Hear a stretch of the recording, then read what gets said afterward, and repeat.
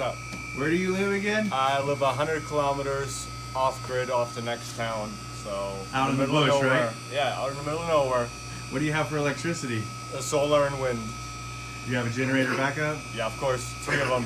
2 of them, huh? Yeah. Why do you have 2 of them for? Well, you know, you replace them as they get older, and you never know what's going to happen in the winter. So you need more than one. Do you rely on your generators during the winter more, or what? No. Does the solar actually work pretty good? Solar's pretty good. Even in like cloud-covered days, you still get good coverage. So where are we at now? We're at Watson Junction then, or? We're at Junction 37. We're at Junction 37. A little north of Watson, yeah. So you're 100 kilometers from here.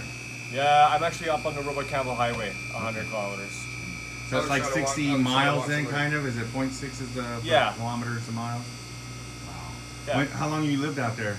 My folks, my stepfather, 25 years, my mother, 15, and I lived out there 2 years. What's the water they have? Is it a well or a lake? No, we pump it from the lake. And it's pretty clean or what? Yeah, we boil it, but they don't say you have to, but we do it anyways. I see. You guys fish off that lake too? Oh yeah. You catch a lot of fish? Fish, trout, pike, grayling, lots of hunting. Do you have many neighbors? No, just the way we like it. The next neighbor is, I think, 50 miles. Kind of the principle. What about the bears? Do you have bears or no? Do you see bears? Yeah, we have bears. Those are your neighbors, right? All the wildlife? Yeah, we keep a distance though. You like them a ways away too, huh? Of course. What's your name? My name's Olaf. Olaf. Cool. What's your name? I'm Bill. Bill? Bean. Bean? I'm Bill. Nice to meet you, Olaf. I'm from the city of, I'm living in San Francisco, so I'm the opposite of what you live in right now. Yeah. I can see why you want to live in the middle of nowhere sometimes. I lived in the city for 15 years where I did my technical training, but they both have their perks. What technical training did you get? Journeyman machinist and a journeyman electrician. So I did 2 trades in the oil field. Union electricity. Yeah. Oh, union! Yes. I love it! Oh! What'd you do? Do that again! No. I love all my union brothers. Yeah, I saw those eyeballs. Actually, I just joined the government, so I'm union 2 now, so I can't talk anymore. Oh, this is what hypocrisy looks I like. know, I've betrayed my people. I sold out. I'm sorry, Internet. I sold out. I love it. It's all good. Whatever betters mankind, right? Yeah.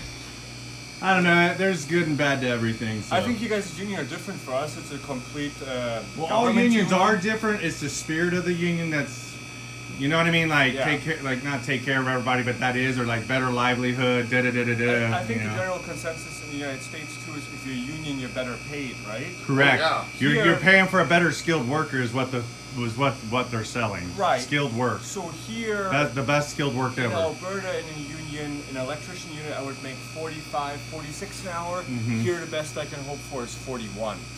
But this union has better holidays and stuff. But it's a whole union for the government. Correct. It's not just the trade guys. It's also the lady at the office. Yeah. You know, it's everybody is in the same union. That's the way it is in the States. Depending on where you're demographically, it's partly based on cost of living is how you get raises and different things. Like San Francisco is the highest paid in the country at like $75 an hour. But then when you go to the South, like Louisiana, they pay $18 an hour to do the same job. Right. And here, like in a union, you get perks depending on how remote you are.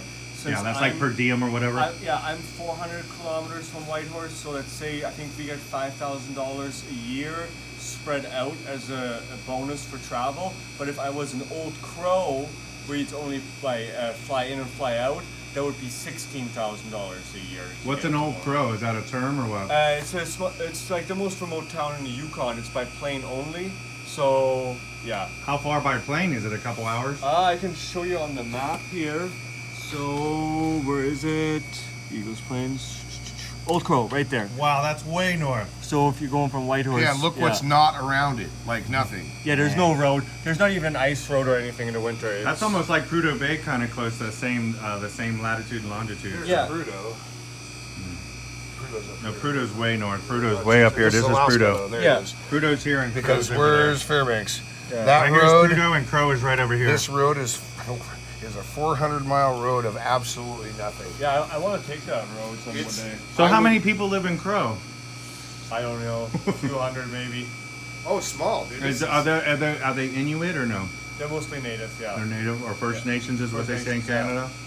Yeah. And then the Yukon's part of Canada too, right? Yeah, with territory. They pretend like we're like the treasure you keep in your attic you never look at. You know, we're so far from everybody, but they love our resources. Like, we'll keep them for later. You know what I mean?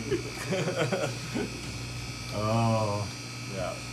Well, it was Is that great. kind of like a girl looking for a guy? She needs a meal ticket, but just not right now. But she keeps it in the back of her mind that, hey, that person's a Yeah. meal ticket kind of Yeah. thing? Or? Or you know, if the Russians explore Alaska too much, they'll be, oh, maybe we should do something up north too. Like 20 years after everyone else. Don't put this on the internet. That's kidding. Trudeau will find me. Trudeau will find you. And just that time when you go to help the guy pump gas. Olaf, right? Yeah. Olaf. No, Oliver. No. I love this guy already. Yeah. So where'd you go to school at? Edmonton. Edmonton. Yeah. Yep. We have And then a- how does we have a Canada? tour Is of Canada? They do the same thing, or is it university? We call it like college, or The trade school now it was a college when I went, but now they've achieved the level of university. I don't know what the requirements there are, but they have stepped up or whatever. But, you know, for me it's just trade school. what made your parents come up here? We came from Germany in '98, and they thought that Canada had more opportunities, more space, more liberties, if you will. I hear Germans like space. That I do. I'm German, part German. Yeah. So. Darn it, you move halfway across the world, you can't get away from them. They're everywhere. Someone told me they were out in this like big provincial park. They thought they'd be the only ones. They still met 3 Germans. Yeah, there's almost a town here, it's almost run by Germans. What town's that? I think Mayo has a large German population. Not mustard. It's mayo. It's Mayo, yeah. Maybe it has something to do with the color. I didn't say that. You ever done stand-up comedy before? No, maybe I should, eh? I'm gonna go out and smoke one more time. Thank you, brother, for meeting you.